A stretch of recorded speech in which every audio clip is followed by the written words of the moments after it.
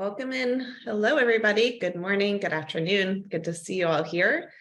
Thanks for being on time. You are in the Grantmakers for Education Out-of-School Time Impact Group monthly field convening calls. So we're thrilled to have you. My name is Rebecca Goldberg, and I'm a co-facilitator of the OST Impact Group with Kathleen Trapphagen. And these field convening calls are the third Friday of the month. And they're meant to be a space for both funders and field leaders to come together and talk about important field issues and challenges and opportunities. So we're thrilled that you're here. Today, we're excited to talk about two important youth voice initiatives. And then we're also going to make space for you all to connect with one another to share what your organizations may be doing or may be interested in doing or funding around youth voice, and lift up what is working and what types of supports you might need, and what are some of the opportunities to do more youth voice. So happy for you to be here, but we're going to hear from a couple speakers first. So we're thrilled to feature two important initiatives. So we have with us Leah Silverberg from the Afterschool Alliance, project manager, and Leah is going to share about the Youth Voice Toolkit that was recently released. We're excited about the Youth Voice Toolkit because this was originally funded by the pooled OST pooled fund from the Impact Group at Grantmakers for Education. And it is now available to organizations everywhere. So we'll hear more about that from Leah. And then we're going to learn more about the Powered by Youth Voice initiative run by Every Hour Counts, sponsored by the Mott Foundation. And we have Jessica Donner, Executive Director of Every Hour Counts, with two young people who are involved in the process, Lee Lanting and Percy Gordon. So we'll hear from Lee and Percy as well about their experiences in the process. And for those of you who have been with us for a while, you may remember back in last September, we had Every Hour Counts sharing about this initiative in a different phase of development. So now they're coming back that they've done all this work and they're going to share what they've learned. So that's pretty much the housekeeping for the day. I'm going to introduce Leah, invite Leah to come on, and I'll drop their bio in the chat. But without further ado, Leah, please join us and share your screen. Hi, everybody. Please bear with me 1 second while I do the whole sharing my screen thing. There we go. Hopefully you all can see that now. Like Rebecca said, my name is Leah Silverberg. I use they, them pronouns, and I'm a project manager at the Afterschool Alliance.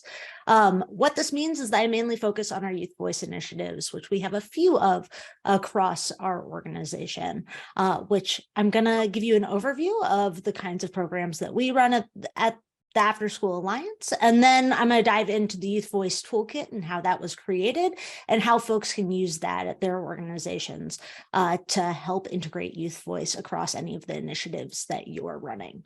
So at the Alliance, we run, like I said, a few youth programs. One of them is our Youth Ambassador program. We've been working with our youth ambassadors for about 6 years now, where we take youth from across the country and we give them communications and advocacy skills so they can speak on behalf of their after-school programs.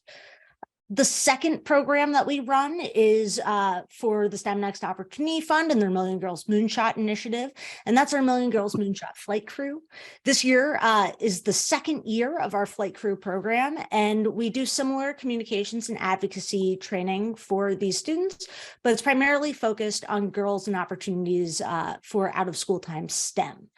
And this year, we have expanded our program from 16 students last year to 44 students this year from across the country, with an attempt to get a student in every state, but we have pretty good representation at this point as well. And so, again, we connect these students with opportunities to speak on behalf of the programs that they're participating in. And then we give them the support that they need to gain the confidence to do that in front of adults and make sure that they're speaking in front of audiences that will listen and that can really make an impact for them. And then finally, we have another new initiative called the Collective for Youth Empowerment in STEM and Society, or CES. And CES aims to support after-school programs to empower young people to build on their STEM learning, to tackle challenges in their communities, and use their voices to shape decisions and agendas. And this new initiative is run by Anita Krishnamurthy on our team, and is really shaping up to be a group of organizations trying to expand opportunities for youth to take action. So those are the 3 main youth voice initiatives that we run at the Afterschool Alliance, and have been doing so for a while now, which puts us in a position when GFE came to us and a bunch of other partner organizations to start thinking about what the field needs in terms of youth voice and resources surrounding youth voice initiatives, which brings us to the Youth Voice Toolkit. So this toolkit came about through a series of conversations with partner organizations talking about what, when they started their youth voice initiatives, they needed. And throughout the creation of this resource, we really wanted to make sure that it wasn't just a bunch of adults looking at the work that we're doing and saying, hey, this is great, we want more people to do what we do, but wanted to make sure that we were practicing what we preached and incorporating the voices of youth across the creation of this resource that we thought would be really, really beneficial to the field. And so we had meetings as adults in groups of our organization partners, and those groups included groups like Every Hour Counts, IEL, Coalition for Community Schools, NAA, the National Indian Education Association, the National Summer Learning Association, the National Urban League, to name a few. And again, we wanted to integrate the voices of youth across the whole toolkit. So we, as organizations, nominated youth to participate in 2 different opportunities as part of the creation of this resource. One of them was we realized that we needed a youth advisory board, a group of youth that we could run our ideas past and say, are we on the right track? Is this what you think adults need to do quality youth voice work? And then second, we wanted to make sure that we were on the right track with our ideas. And so we had youth participate in a youth listening session over the summer, where we just asked them, when you hear youth voice, what comes to mind? When you hear that organizations like the Afterschool Alliance are running X, Y, and Z programs, how do you see yourself getting involved in that? What makes that a good experience for you?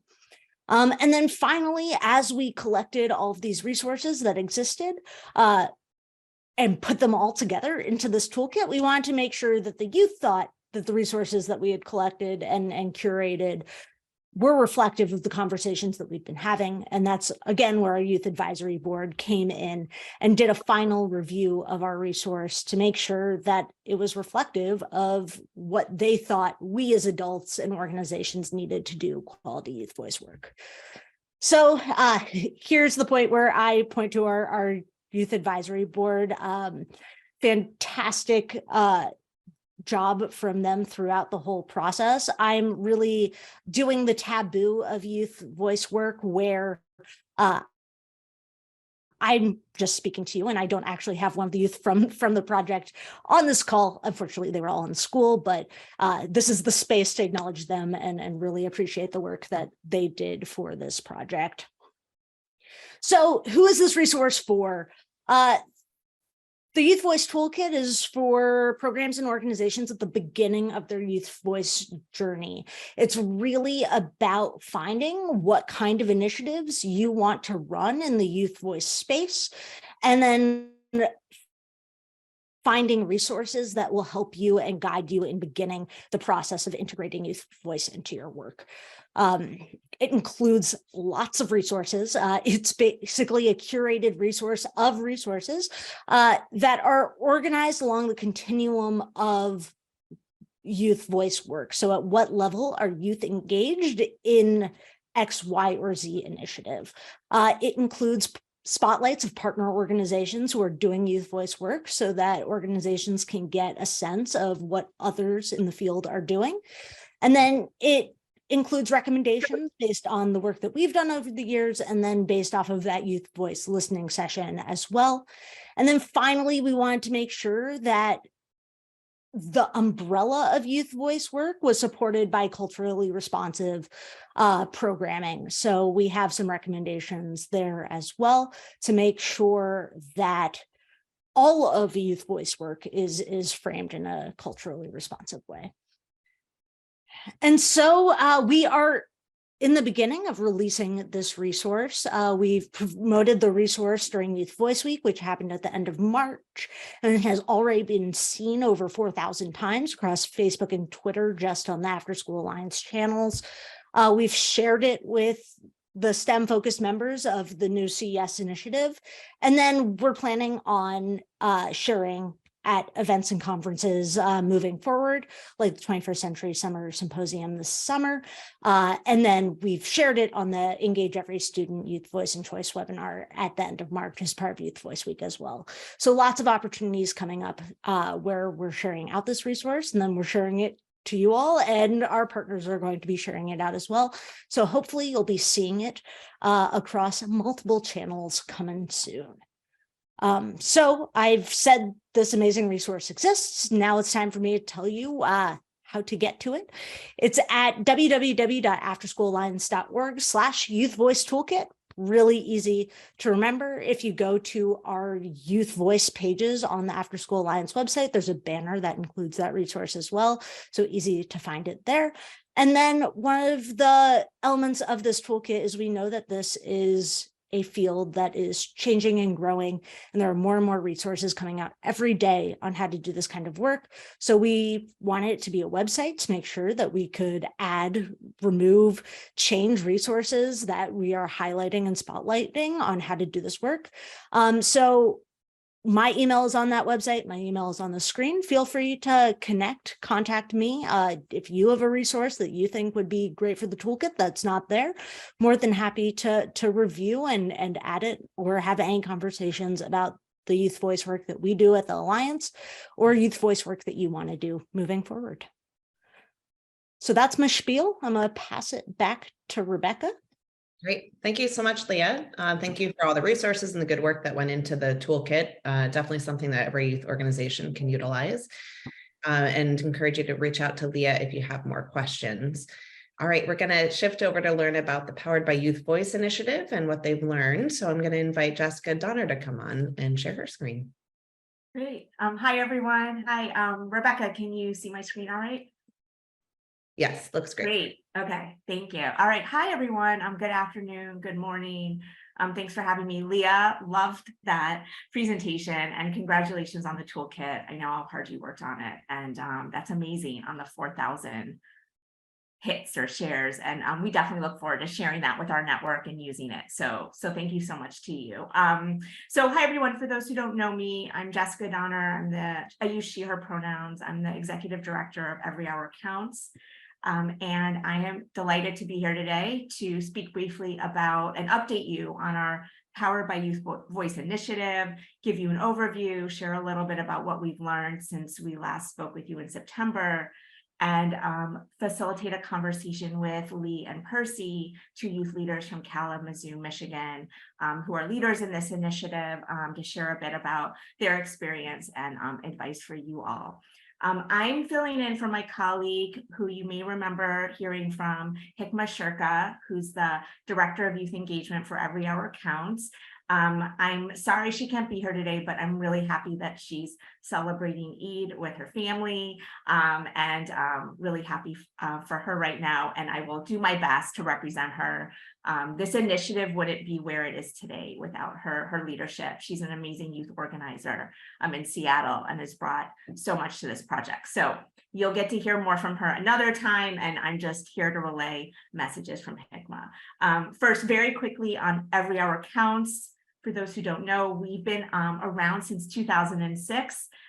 We are a coalition of almost 30 after-school organizations around the country. We help build the field and support out-of-school time systems in our 30 communities and beyond, we share knowledge of what works and what doesn't in after school, and we take what we've learned from the on-the-ground leaders to inform federal policy. We've known for some time that we've been designing and building out-of-school time systems for youth without youth. So with inspiration from our partner Youth Prize in Minnesota, with, as you can see in their name, Youth Prize, they center youth in everything they do, and they've really brought to Every Hour Counts, and I think now the field, a better sense of how to center young people, why to center young people, and they've been a critical partner in this project for us. And also, this project wouldn't be possible, not just with the support, but which has been amazing, but also the vision. Gwen Hughes and Ariel Milton, our program officers at Mott, came to us with this idea stemming from a vision of the president of the Mott Foundation, who you know is an amazing supporter of after school, but really wanting to hear from young people now about how the foundation and others can better support young people. And this wouldn't be possible without the amazing support and partnership from the Mott Foundation. Okay, great. I advanced too fast. Okay, quickly, our vision.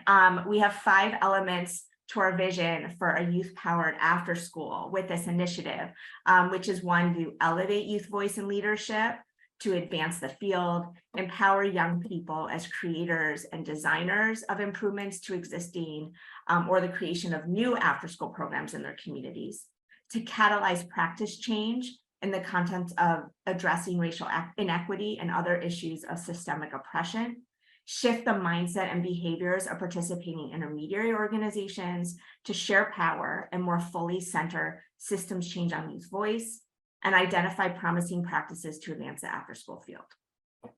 So this initiative was launched in January 2022.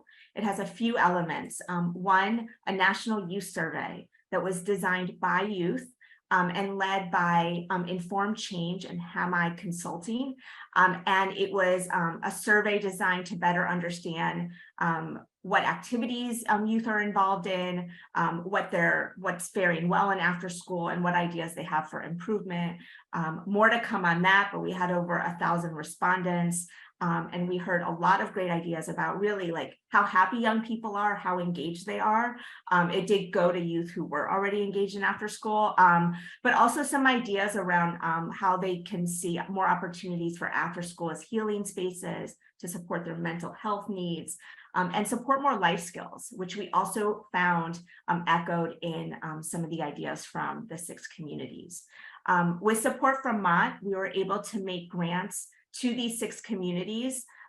More than 6 applied. It was a competitive RFP process, and awards were given by both youth and adults. And we awarded grants to Providence Afterschool Alliance, After School Matters in Chicago, the Boys and Girls Clubs of Flint, Primetime Palm Beach County, Kid Network, and you'll hear from Percy and Lee soon in Kalamazoo, and the National After Zone Alliance. And in these communities, we supported 10 young people, ages 14 and up, to engage over 6 months in design thinking and a peer learning community across the communities to come up with an idea to reimagine after school. And these ideas were shared at a convening in early December in Chicago, where the youth, with funds from the Mott Foundation, decided how to allocate $100,000 to implement the ideas that the youth conceived. We also have a youth advisory committee, of which, for one, Leah is on. Thank you, Leah. It's an intergenerational committee of around 20 adults and youth, and the committee meets quarterly and helps inform the direction of the initiative. I've asked Rebecca to cut me off, just so you all know, so she will, because I'm not tracking time so that we don't. So just when that happens, Rebecca, please cut me off. Okay. Youth powered. Okay, so this, and I'm sorry I'm not wearing our cute sweatshirts, but in December, we had one of the best events I've ever been a part of personally. December 2nd through 4th, Leah was there too, as well as Lee and Percy, and 100 other youth and adults to reimagine after school. You can see we're having fun. That's Percy jumping. Sorry, Lee, I don't know, Lee, maybe you're in there too. So as I said, we had the 60 youth from the teams across the country came together to share their proposals to reimagine after school with youth at the center. Ariel Milton was there from Mott. Ridgway White, the Mott president, and Benita came in to hear the youth ideas, which is also really exciting. We had 50 adult, local, state, and national leaders to join, and the youth worked together to award $100,000, which we will hear more from Percy and Lee. And it was a really energetic, phenomenal, intergenerational space. So Rebecca is going to drop in the chat, if she hasn't yet, an overview of the event where you can read more about it and the ideas that the team shared. But I'm just going to highlight, you're going to hear from Lee and Percy about Kalamazoo's idea. They actually received the most amount of money decided by youth of $30,000. So congratulations. There are cheers for all, but especially Lee and Percy. But I'll just mention Providence. So Providence brought a team. The Providence Afterschool Alliance worked with a local nonprofit called Young Voices that works with youth in Providence. And the team of 10 youth in Providence designed a systemic initiative where they envision youth-led summits and state-level advocacy focused on mental health, college and career readiness, and youth leadership structure. So that's just one example of the 6 ideas. They were all systemic. They were all driven by youth. Many focused on mental health supports. So that was a common thread throughout, and also college and career readiness. And they were frankly all phenomenal. I think all of them could inform grant making at any foundation around the country, and should, and are worthy of well more than $10,000 to $30,000. But this was a really generous start, and the ideas were all just incredible and really exciting to hear. So please check out that post to learn more. Here's a picture of all the young people. I tried to find my headband before the call and couldn't find it, but this shows how much fun we had. Yes, I did read Ridgway White in my headband, and he loved it. He's the Mott president, and Benita. And these are the 60 youth from around the country after they shared all their ideas. And it was a really exciting moment of joy. We have about 2 minutes left. Perfect. Okay. So thank you. So I'm going to quickly then run through. Good. I'm right on time. What we've learned. Okay, but hold on. I'm going to shrink you all. Okay. One, youth engagement is equity work. So we cannot authentically engage young people without challenging systems of power and oppression. One, we heard from the young people, choice is not enough. So just giving young people like what activities you want to participate in and whatnot is not okay. It's not enough.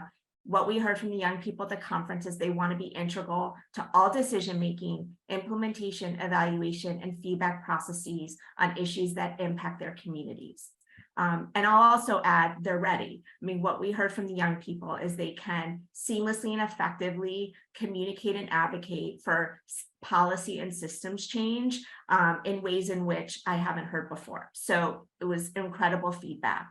And piggybacking on that, young people want to be viewed and treated as important decision makers with the agency to drive programs, policy, and organizations. They also very much understand that after school has the potential to be a transformative space where they can learn and grow. We don't think we'll get to that transformative space without greater voice and input from young people. The biggest challenge for the field as we see it is adults being able to share power and meaningfully engage young people in that space, and training and technical assistance is required. We think we do that well, thanks to Youth Prize and HICMA and some of the leadership and efforts of groups in our network, but we do know it's a challenge. Young people want leadership opportunities and spaces for healing and want to be included in the designing of those spaces. Youth-led does not mean without adults. Young people understand the importance of adults and desire supportive adult role models.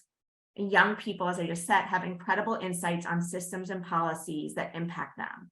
They are more than capable of offering solutions to challenges that they face. And young people are the experts in their experiences and deserve to be compensated for their stories, ideas, and labor.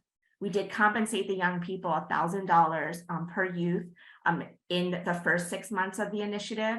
And then we have added an additional $500 since we all convened in January. For conversations like this, GFE is compensating Percy and Lee and in other pieces. And so that's been an important approach as well. And I will pause and I will stop there and not go into what's next for us until we come back. So I'll stop sharing. Okay, excellent. Well, that's amazing overview. Great work and really important lessons there, really useful. We're going to invite Lee to come on, and Jessica, I know you're going to have a conversation with Lee to learn more about her experience. Great. Okay, cool. Thank you. Thanks. And Lee, and I'm sorry, it's apparently like Percy hasn't come on yet or might shortly. I know Percy is in class today and was having trouble getting away. Lee, so happy to have you here. Half of Team Percy Lee from the Kalamazoo team in Chicago. And I just want to, I'll just first quickly just say a couple words about Lee, and then Lee, if you could introduce yourself. Lee is a youth leader from Kalamazoo, and in partnership with the intermediary that's in our network called KidNet, who you may have heard of. Lee is a high school senior, excited to go to college, and is an accomplished musician, and can say more about that. And Lee, if you don't mind introducing yourself, a bit about yourself, your work in after school in Kalamazoo, and why you wanted to be a part of this initiative. Yeah. And also, Hello, thank you so much for sorry. being here. We know you're in school also, so thank Thank you for having me. I mean, I only have what, like 5 weeks left. The senioritis is definitely hitting, so I do not mind taking a break from school for a day.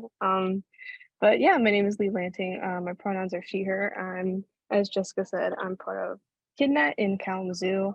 So I'm involved in too many after school programs, but I'm the stage manager for my school play. We're in the varsity tennis season right now. I'm also participating in various youth advisory councils around Kalamazoo. And most importantly, I'm a filmmaker. I'm going to pursue that in college. And it's a class that I'm taking at my school, but we have to make our films in our own time. So I count that as an extracurricular personally. And my mom actually used to work at Kid Network. So she told me about this opportunity. And, I've always been really passionate about being involved in my community, and especially like taking advantage. In Kalamazoo, there's so many opportunities for youth, and they are pretty under advertised. So I'm really happy to be part of the small group of kids that got to participate. And it was like Jessica said, it was super fun getting to go to Chicago. Like it was pretty much just like like an all expenses paid trip, but it wasn't like all fun and games. They had us working hard, and we were in the conference room, we were deliberating, we were discussing, and I mean, but it did not feel like work for sure. It was really awesome and interesting to see the process live, especially because I was on the older side of kids and youth in that conference. So it was really nice just to meet other passionate kids and to really see everything kind of like come together really nicely. Well, that's awesome. Well, you and Percy brought such an amazing spirit to the event. So thank you. What made you, when you first heard about this opportunity, and there was a time commitment of Zooms with other cities, work with your team, with the youth team in Kalamazoo and Meg and Alexis, over 6 months, over the summer beginning. And I did not know your mom, but now I'm making the connection. Like I didn't know your mom was at KidNet, but I did know your mom. So I didn't make that connection. So that's super cool. Yeah. But what made you decide to give of your time to be a part of this initiative when, I guess over a year ago, that first summer to get involved? Yeah, I think Powered by Youth was definitely advertised as a program where like you got to make your own after school program. And I think that was definitely like the main, because I didn't even know we were going to get to go to Chicago until like 2 months beforehand. It's not like it was, it was rushed together. It was just that, it was kind of like the cherry on top, honestly. It was really excited. It was a really exciting prospect just to like, meet with other kids in Kalamazoo, as well as I knew I was gonna get to work with Meg and Alexis and Percy, and they're all amazing. So I was definitely looking forward to that opportunity as well as getting experience and getting to know different organizations just like across the nation in general that are doing interesting things. And I know people always say that, especially for like film school, it's all about like networking.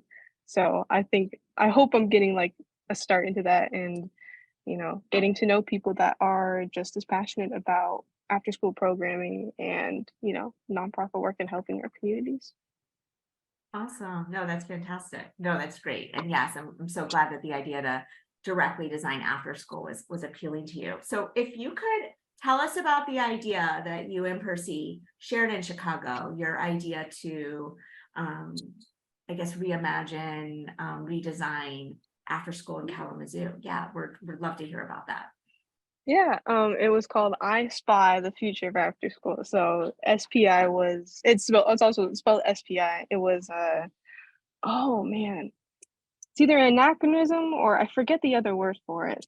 Where whatever the word is, like every letter stands for something. So the S stands for Structures for Youth Leadership. So our idea was that we didn't have a specific outline for our program. It wasn't like, okay, this is what we're going to accomplish in Kalamazoo. It was more like we were providing the framework for what we wanted programs in Kalamazoo to really prioritize when they work with youth. So number one on the list was youth leadership.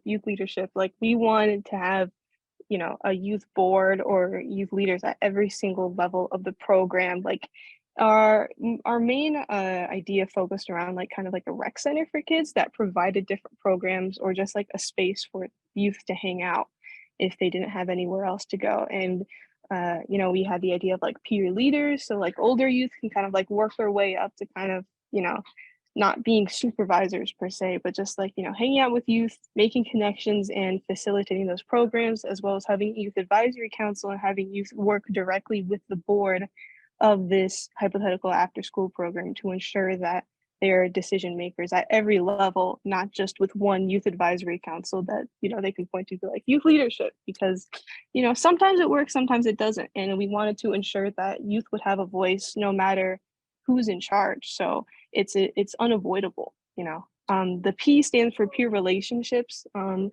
I know that other youth on the team, it was only 2 of us going to Chicago, but there were about like 5 or 6 other youth on the team that helped us design the program.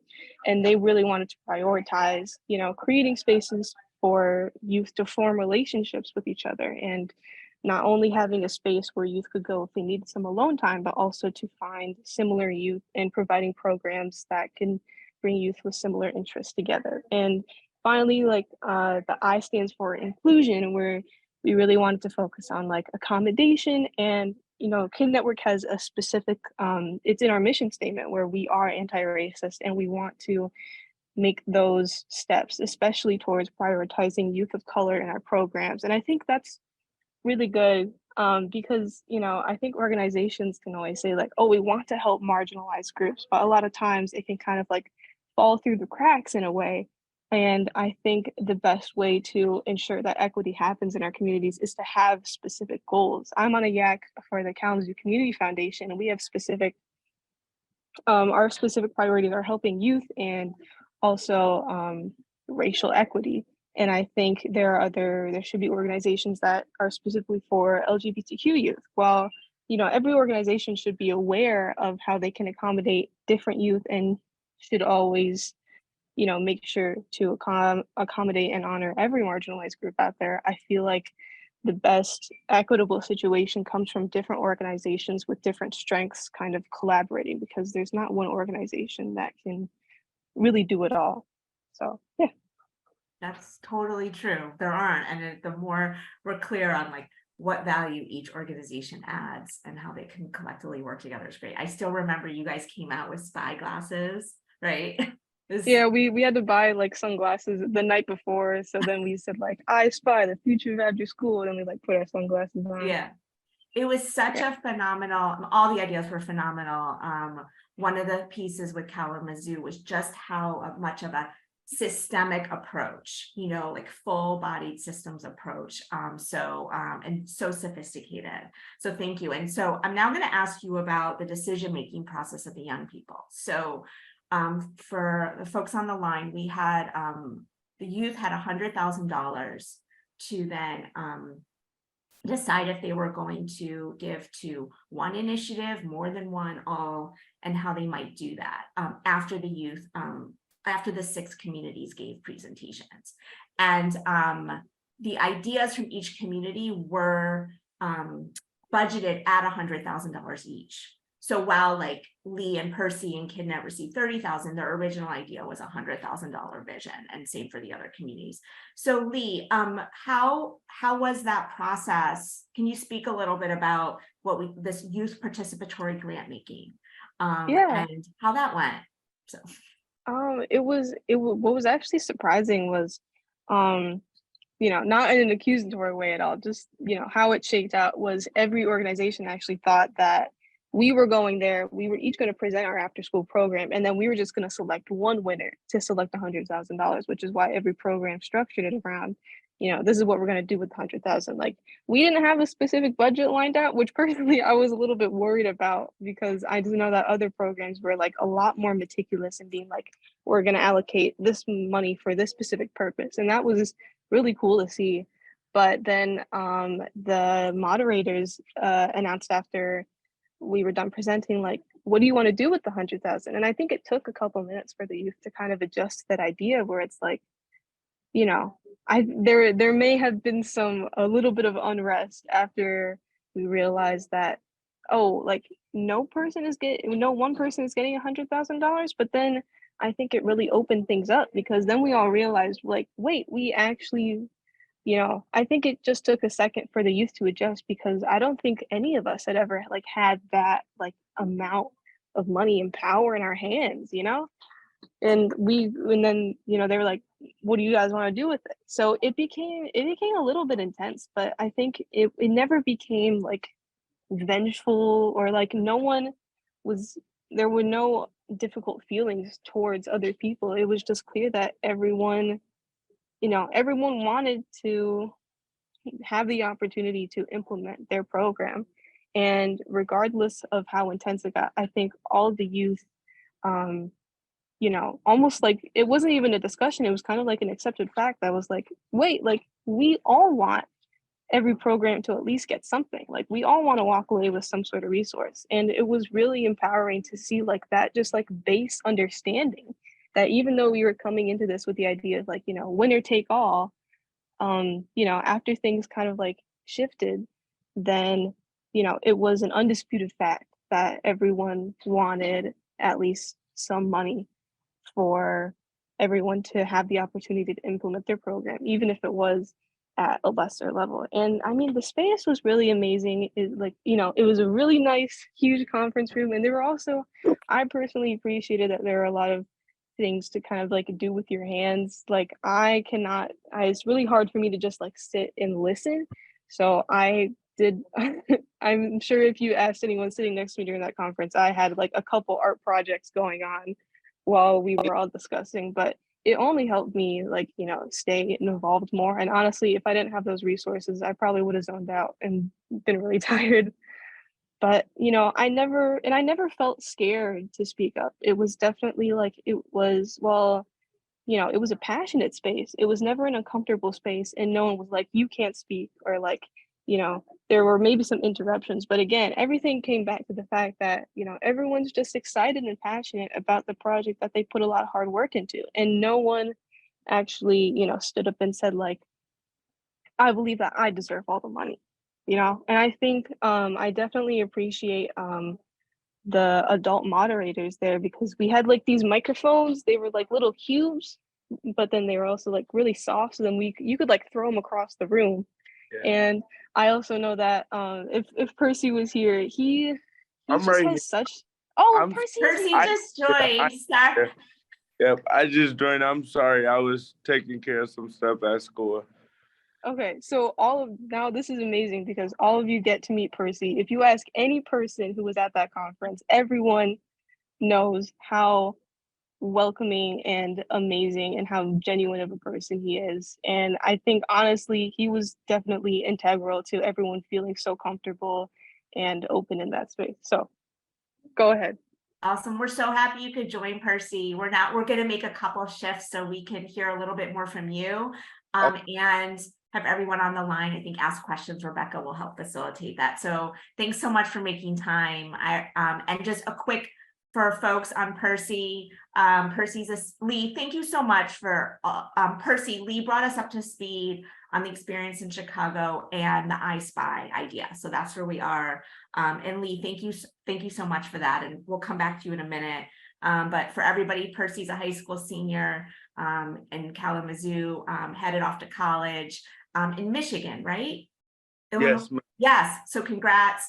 And has been and is in a leadership role with KidNet as well. So Percy, welcome. And what would you like to add to what Lee was just saying about the experience in Chicago and your experience with this initiative? And is there anything else that I'm sorry, if you also could introduce yourself to everybody as well, that would be great. My name is Percy Gordon. I am 18 years old. I go to school in Kalamazoo, Laurie Norris High School. Like Lee was explaining, I am a very, very popular, welcoming kid or adult, or whatever you guys want to call it. But I am a person who also deals with mental health, who also deals with different things that may barricade my successfulness.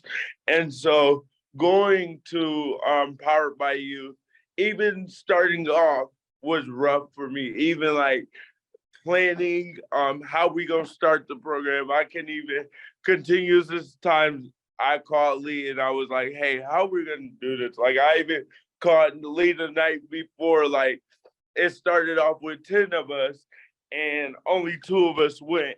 And I'm like, how are we gonna do this? Like we gotta go down to Chicago with all these people and we don't know nobody. It's only us 3. We know them from Zoom. Like we don't know how are we gonna do this. And the way it was shaped, the way it was formed, just getting comfortable with the environment, all the way down from the hotel bed to the retreat that we had. Like Lee was saying, I'm not a person who can sit in a room like at school right now. Like I'm at school right now. I can't sit in a classroom and have a teacher lecturing me for 70 minutes. I cannot do that, let alone 3 hours. So I loved how there were like the little microphones. We got to chuck them at each other. Like I really loved, I forgot what it was called, where we all circled up and it was like we performed. I forgot. It was like the art piece. That's what it was. The art shares. Yeah. The art shares. So I really love that. And I really love how the adults kind of step back. And when it came to like the adults stepped back and was like, well, we're gonna let you guys decide. And that was really like a wow for me, because I was like, well, you're giving a bunch of youth $30,000 to decide who gets it. Like that was like a big shocker for me. And it got rough, right? It took us about 3 hours to figure out who was gonna get what, who was gonna get where. And I instantly looked at Lee when they said Kalamazoo in first place, like, because I didn't think we were gonna be able to do it. And being able to network with some people, like I talked to a lot of people from the retreat. Like I know the Flint Boys and Girls Club, I'll be down there in the summer this year. I'm gonna go to Palm Beach to talk to, and then I know every summer learning has an event coming up in June, I think it is, or July or somewhere. I really would want to be a part of that because I really loved how we could all come together and we didn't know each other, right? We had a plan in mind. And one of my biggest things is how can I assess, plan, and approve? And some ways I don't go by that all the time, right? Like today at school, I had an incident with one of my teachers And it caused me to be out of class for the next class because I made a decision like, I need to get this figured out right now.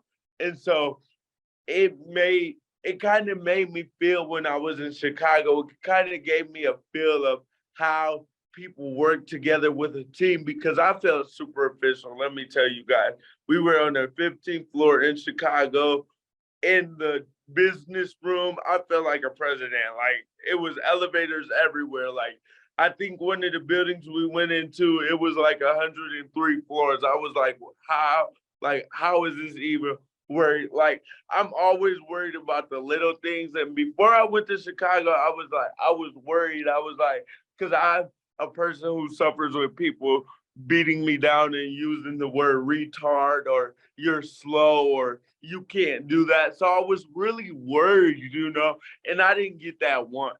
Maybe if people looked at me differently or said that, but once we got to know each other, all the youth were like, this is Percy, this is who it is, this is what it's gonna be. When we went to the bowling alley, we were all like just having so much fun. There was another youth group there that was from Chicago, and we just intertwined with them. Like it was a youth group with us that was in Chicago, but there was another youth group that came the same day that we were. They were leaving as we were coming in, and it was it was a lot of fun. I honestly enjoyed myself. Like those 3 days, I honestly, my friends were like, they were like, Percy, were you ever gonna call me to let me know you made it down? And I was like, oh, I forgot. I think one of the days I left my phone in my hotel room because I was so excited to, like get going, even though it wasn't a long walk. I like how we got to walk places, got the independent piece. We got a lot of independence as youth. They were like, make sure they weren't controlling, like, we have to be here at this time. Like the adults would walk and then we would stay in the lobby and we would start walking, or the adults would stay back and wait for the late stragglers. And they would tell all the kids, like, if you're down here, you can go. Maybe 1 or 2 adults went, but there was none of that. Like, we have to watch you. You have to stay with your group. Like when we went out and like shopping and things like that, of course. But yeah, so I just really enjoyed myself. Oh, that's amazing. And we enjoyed you, and we're like the Mott Foundation. We did spare no expense for the young people to really give them an amazing experience. So like flew everybody in and everything. And that cost a lot of money. And it was for 60 young people, but our sense is it like created this connection and this experience that was really unique. And I know it's something that we'd love to be able to do again. So thank you, Percy. So I did see that Lee's phone may die. So I'm just going to ask one more quick question, start with Lee in case her phone dies, and then Percy, follow up with you, and then I'll check the chat. We have about 10 minutes left. Lee and Percy, if you could give one piece of advice to the adults, basically, because you're the 2 youth leaders, to the adults on the line today, about how they can continue to think about ways to partner with young people and elevate youth voices. Like what one piece of advice would you like to share?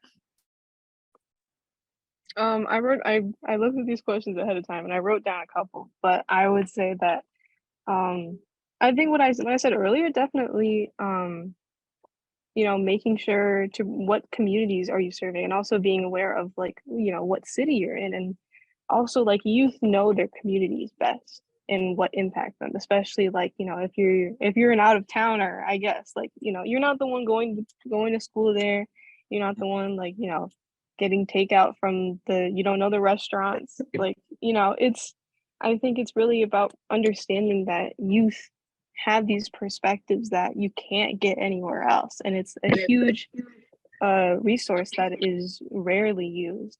And I think every organization serving youth needs youth voices. I feel like at this point, like it should be like an established thing where at least and you should also have systems in place, like that was the big part of SPY was even if you have adults there who maybe don't work to prioritize youth voices enough. You have to create a structure that where it's impossible to ignore, and also making sure that you're looking at the youth voices of the youth that you're serving. So I know that there's a lot of like more prestigious like youth organizations out there, but honestly I think those kind of fall flat because they're first of all, they're not super attached to the community. And I feel like every youth organization should work to serve those marginalized communities. And if you have like I know I'm in NHS and like they have like a GPA requirement, but it's just to do like volunteer work. And I feel like that barrier just, it's a very white space, it's a very privileged space. And even though like, it's volunteer work. And I know that, youth love to do things, youth love opportunities. And I don't see why there needs to be that barrier, especially because like, GPA, I'm sure you can make the argument like, oh, we're making sure that it's like the best of the best, but it's so clear that this opportunity is only for those youth that have resources available to them so that they're able to reach that GPA requirement, and also like, I think compensating youth is very important. Like as Jessica was saying in her presentation, like I just was at my school did a survey talking about like, campus safety and like equity and like what the school can do better. And we got 400 responses, which according to my principal is more than we've ever gotten for a survey. And honestly, what probably caused so many students responding to that survey is because they said in the email, if you filled the survey, you get a chance to win a free t-shirt. Like it's that simple. And it doesn't even have to be like you get an all expenses, all weekend trip to Chicago. It can literally just be you might get a free t-shirt and you're already gonna get more youth. But I mean, that doesn't mean that you should, I guess, like, cheap out on it, because honestly, it felt really special to be part of that Chicago conference because it was like, oh my God, like I get to do all of this and it's really awesome. And I think I think that compensation and that giving those and allocating those resources to youth really makes them feel special and feel listened to. And it already creates a space where they're happy to be there and they're looking forward to those experiences. So a lot of little things. That's beautiful. Thank you. Thank you so much, Lee. Thank you. And thank you for being here. Thank you for giving up your time and everything. So, okay, Percy. Yeah. So what piece of advice do you have for the adults on the line today about how to do a better job centering young people? As Lee was saying, I think one of my biggest piece, it says it in any title that I go by, is Youth Voice. I'm really big on Youth Voice. I believe it is unfair for teachers to make lesson plans that the youth do not get to pick. I think that is unfair. Even if it's as simple as teachers have 5 different lesson plans and the students vote on what lesson plans they want to learn about. That will, one, in our schools bring up our failure rate, that will break down so many barriers. And like Lee was saying, like in the NHS meeting, I have so many volunteer hours because of my grade point average. I think I have about a 2.9. You need a 3.4. Because of my grade point average, I am not allowed to participate in NHS. Because of my GPA, even going to college, because of my GPA, I am not able to start off at a university, or there are slim chances you are. I believe that's unfair because I believe you don't know where this person came from. Like, I got hit by a car when I was 11. There was no way for me to go to 6th grade when I was half dead. And I don't want to make it seem like I'm like guilt tripping or anything, but that's what it is. Like a lot of these kids, and I was talking to one of the kids there at the retreat, like they're like, a lot of our staff don't even live in Flint. Like even here in Kalamazoo, like the teachers say, oh, I'm making 30-minute commute to work every day. I live in Battle Creek. Why are you teaching here? I believe that's unfair, one, because this is a community. A community I dream of is I go to school and then I turn around and go to Harding's around the corner and I can see my teacher. And if I have a question, I can ask her right then and there. And she's like, oh yeah, Percy. Like, I believe it's that. And not having a community is just, I believe it's unfair. So living where you work. So if you work at Laurie Norris High School, you should live in Kalamazoo. If you work, for example, at the White House, you should not live in Virginia. You should live in Washington, D.C. because it is unfair. That's just, or simple as if you drive the city bus for Kalamazoo, you should live in Kalamazoo because you can't drive in a city that you don't live in because you don't know that city.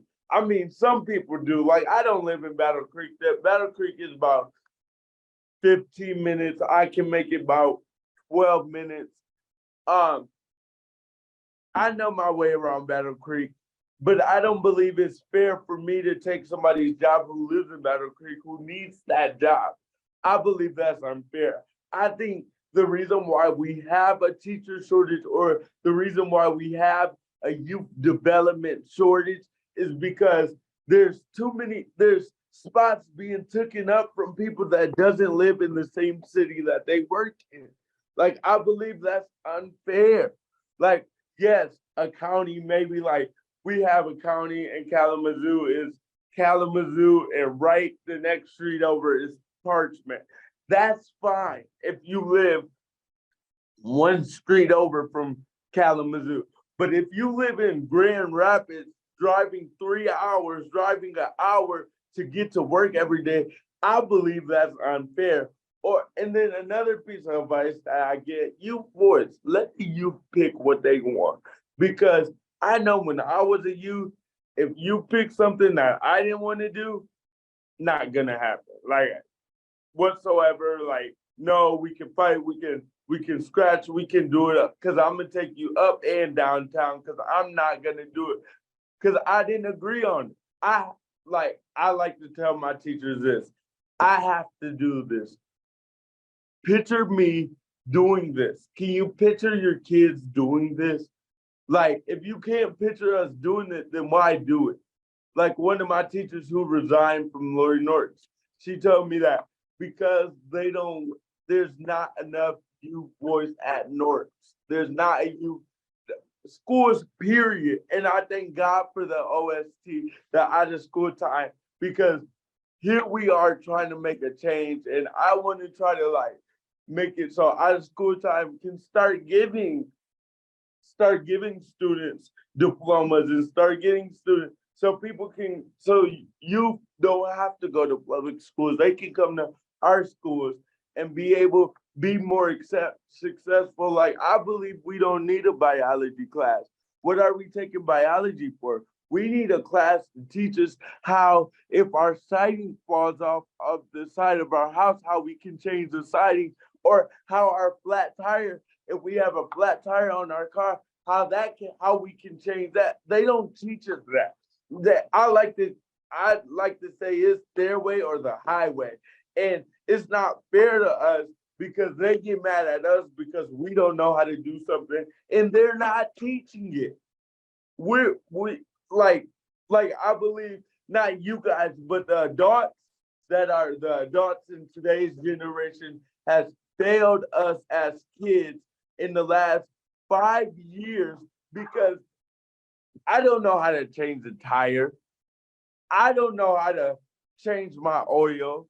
I don't know how to do that. So teaching what we need in everyday life. I don't know how to save my money. I splurged in Chicago. I had $1,000 in Chicago and came back with $300. I don't know how, because yes, you should know that as a youth. Okay, you need to start saving your money. But who's it? Because I can't leave it all up on my mom. We can't leave it up on our parents. Our parents do the best that they can. they can only do so much. They feed us, they have to go to work in order for us to have clothes on our back. It's somebody else's turn to teach the kids. It's all about teamwork. Teamwork makes the dream work, and that's what I'm gonna live by for the rest of my life. That's beautiful. Thank you. Thank you so, so much, Percy. So many words of wisdom there. Just thank you so much for taking the time. I'm glad. I love what you said, like, thank God for the OST sector. And I saw Rebecca put in the chat. So thank you for Rebecca, just the need to do more real world experiences. And we heard from you and your other fellow youth leaders around financial literacy and more real world skills. So all of this, I hope, is helpful for everybody on the line. Percy, so grateful for you and being here today and your leadership in this project. I know the time is up. I did just want to say, for those of you who want to learn more and connect and see us in action, please come to our conference on May 30th to June 1st. If you go to everyhourcounts.org, you get information. We're going to be centering youth voice and learning, doing more workshops and sessions on how to do this well. Yeah, Percy? How do I sign up for that? Do you know? So we've invited you. We hear you're graduating at the same time, but I will follow up. We would love for you to come and can pay for you to come. So, but I will call you later to see if you can make it. Okay. Okay. All right. We love that. And thanks, Rebecca and Leah. Like, we'll see you in Florida too. And thanks, Rebecca, for having us and everyone on the line today. And feel free to email me or Hikma. I can put our things if you have more questions or would like more information. And we're going to be sharing the survey findings at the conference in late May, and would love to come back on and share that all with you as well at a future call whenever that's convenient. So Wonderful. Well, thank you so much for being here with us, those who stayed to the end. Thank you so much, Percy, for all your words of wisdom, and Jessica and Leah, and to Lee, who already signed off. Great to see you. Put some information in the chat, but reach out if you have any questions. See you next month.